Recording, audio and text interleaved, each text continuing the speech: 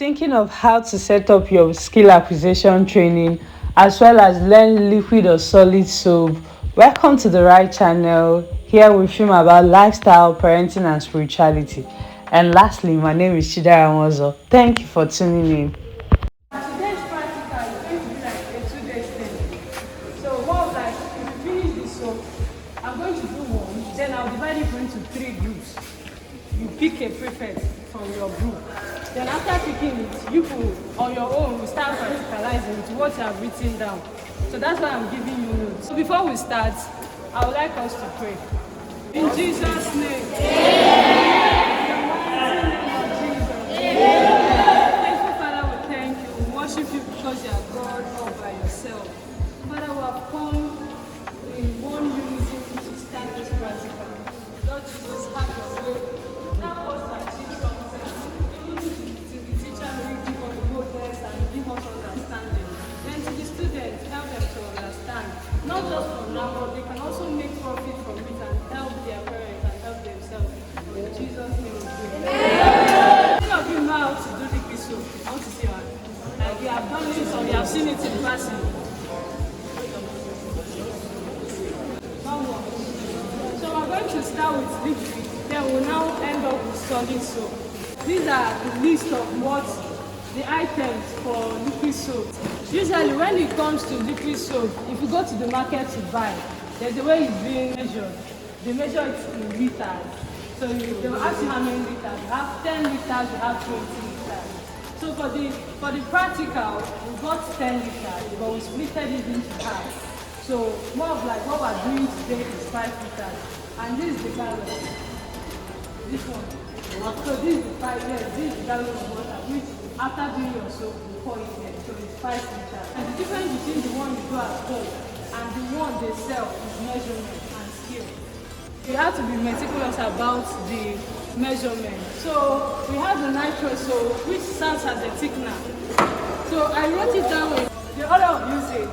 So we have the nitro soap, the soda ash, the caustic soda, the industrial salt. So I listed in short form the functions of them. Then the soda ash is a stain remover. That's if you're washing your clothes, it helps to remove the stain. Then for caustic soda, its functions as saponification. And what is saponification? Is the art of making soap. I don't want to go into chemistry, deep one. So just know that it's what helps your soap to be soap whenever you see it. Then the industrial salt, it helps to balance the pH level. It's what that will make you, when you're even using it, your skin will not start peeling, especially if you use it in the right proportion. Then we have the soda tripolyphosphate, that's the STPP. It serves as water softener and makes it easy for detergent to penetrate. So it makes, we have hard water and salt water. I don't know whether you've done it in chemistry. We have hard water and salt water. So when you meet the hard water is hard from the name. Because when you're using soap, you find out, have you ever washed and you're trying, you're like, this soap is more foamy. It can possibly mean that the water is hard. That's why it's hard for you to see foam. So this STPP help your soap to be foamy and reduce the level of the hardness. Then we have the SLS. It's called sodium lauryl sulfate. So this SLS now is a foaming agent. It's part of what you need. Thank you. Then for this number 7, which is the foam booster. Now, if you are doing it for individual purpose, you might likely not need this foam booster. But if you are doing it because you have a mind to sell, maybe either in a local way or international way, you need to put foam booster. Then the Texacon and the sulfonic acid. So the Texacon now acts as a foaming agent. It's also almost the same thing with this SLS. In some cases, people buy this one and leave this one, or they use the two, but it's not compulsory.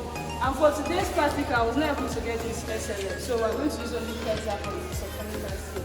Then sulfonic acid helps to break the surface tension, almost doing the same thing with this industrial salt. Then another thing I forgot to say, this industrial salt also helps in preserving your soap, especially if you are using it for business. Then we have the perfume and the color. Obviously, you know from the color. to make it colorful. So we're going to do it inside here.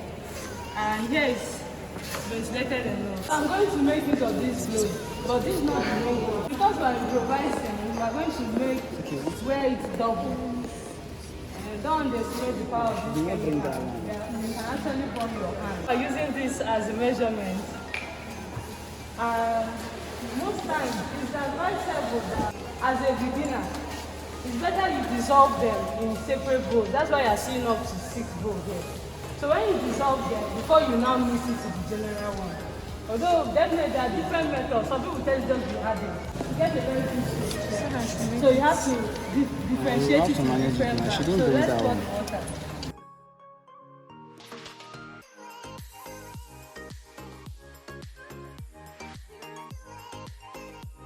After bringing bowl, you have to determine which one you are going to use in making the general one. So for now, we are going to make use of this one for the 5 liter. So it is advisable in choosing of the bag or bucket you are going to use. It should be a bit big to avoid spilling of the soap when you are turning it. So that's why we've got this one. We are going to mix nitro soap now because if you mix it, it thickens back immediately. So the next thing after nitro soap is soda ash, right? So we're going to do soda ash now. This is soda ash. So we start turning. Usually soda ash takes longer time to dissolve in water than caustic soda. You saw how I kept my hand because it's not much. You don't look at it. You take it away from it in case it spills on you. Whenever you are turning anyone, try as much as possible to push it outside of you. You have to take precaution because in as much as you might see the distance as mild, it can react to your skin. Most times when you dissolve soda ash, but more of caustic soda though, it has a word, it gets hot because it's undergoing exothermic reaction. Exothermic reaction, it shows that once you put inside water, it starts getting hot. That's what I mean in summary. You see the color, it's looking milky.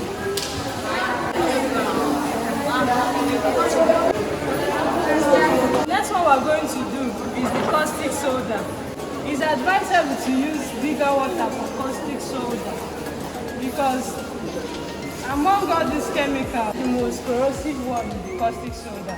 So even as you put it now, you will see how it starts emitting heat.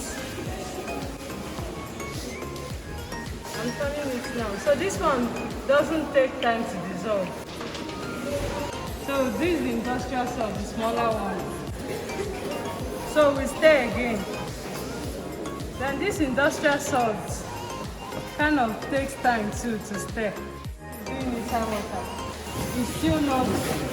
Are you seeing it? I'm showing you so you know the challenge you're going to face in case you are doing yours. No, you can't. What about normal school? Normal what? Household. The next one is what? STPP, so you will not bite your tongue. And the ideal thing actually is that you are meant to target caustic soda, soda ash. So the next one is SLS. I couldn't get this SLS. It's in right form. So the next one is hexagon and so sulfonic acid. So when it comes to sulfonic acid, the two, that's why I wrote it together. This sulfonic acid is looking like crude oil kind of. Is that we're going to mix this sulfonic acid with the hexagon. What thick it is. We're going to put this hexagon. It's advisable that you mix this hexagon and sulfonic acid because if you mix it with water first, it will be very hard to dissolve. So once you add water, you keep turning, it's bringing bubbles and it will be foaming. So you turn it for some time before you now start doing the general mixing. In case people start, nobody should test it though, it's not food they are cooking. The person will say, I put in my hand, let me test. It's not food. The next stage is, so you're going to turn your nitrosol last because remember I said if you turn it and keep it, it will thicken back and it will spoil your soap. So we'll pour some water. So because this one is a thickener, as you are turning it, you even be feeling some resistance in your hand.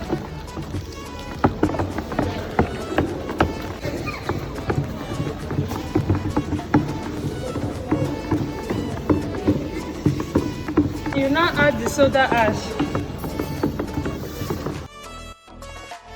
So we'll add caustic soda.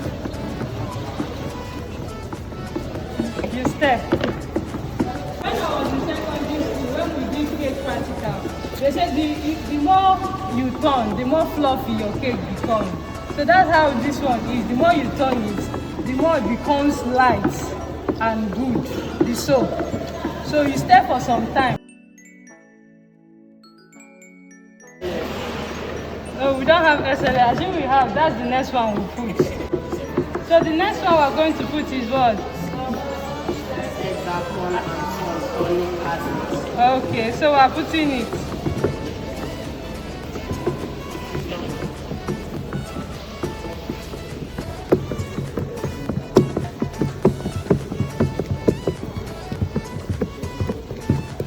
So I'm going to rinse this one and pour.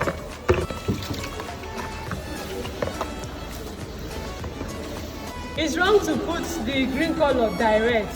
It will not dissolve. It will just form small patches. So we're going to pour it into our bowl.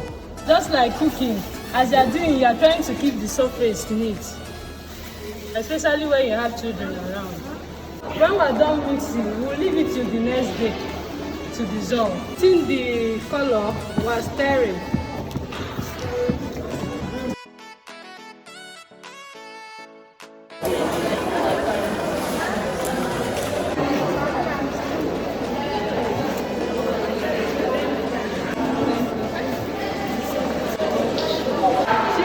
If it's the normal kitchen salt. No, it's not the normal kitchen salt. This one is industrial salt. Then there's a something there. Safety and mytoxin. Just reach that market. Ask them for company that sells chemicals. They will show you.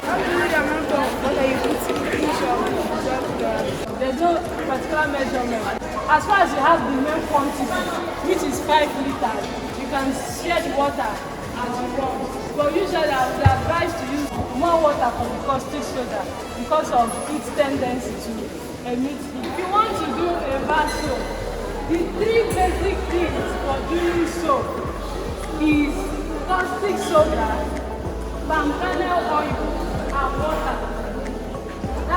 With these 3 now you can do a beautiful soap. Any other thing you add is called an additive. We'll be making use of caustic soda. It's still the same function that we listed that caustic soda does, which we said is for saponification. So this is soda ash, and this soda ash helps to remove stain. This is sodium silicate. It has 2 functions. One, it helps your fabric to absorb acid. It will help detergent to penetrate the fabric. It helps to thicken it. It's a thickener too. But remember, we said that this one is what? An additive. Then we have the color. Then this is water. When it comes to solid soap, you can't do solid soap without measurement. So because I don't have the machine, I have to measure it in place. 1 gram of soda ash. That means if you have to use 110 of caustic soda, you should use half of it for soda. Half of 110 is what? This silicate is 40 grams. We have the palm kernel oil.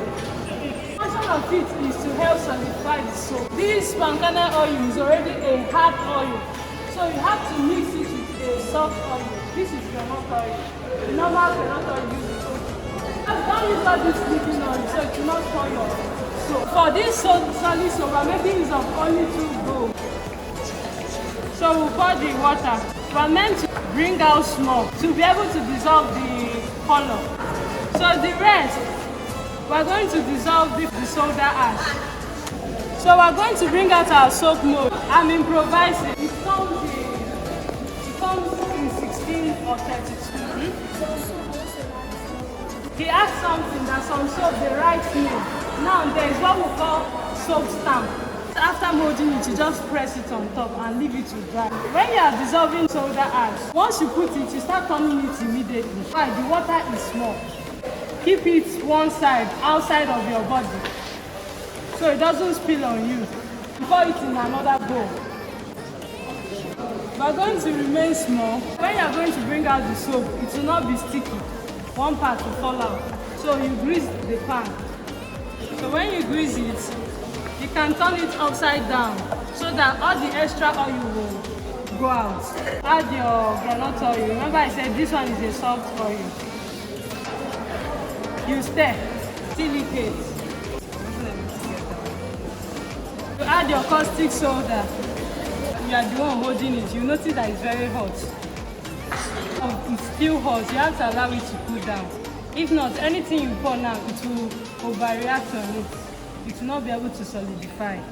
While you're allowing it to cool down, remember that we divided the water. We put here, right? We have dissolved it. So we'll pour and stir.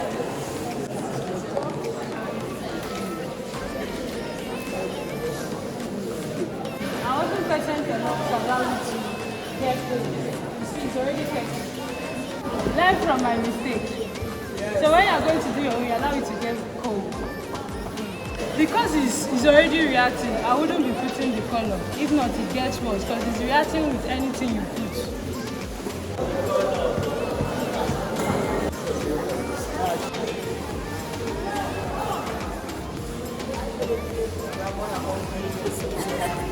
In case you are doing so and it splash on you, what you do immediately is to wash it off.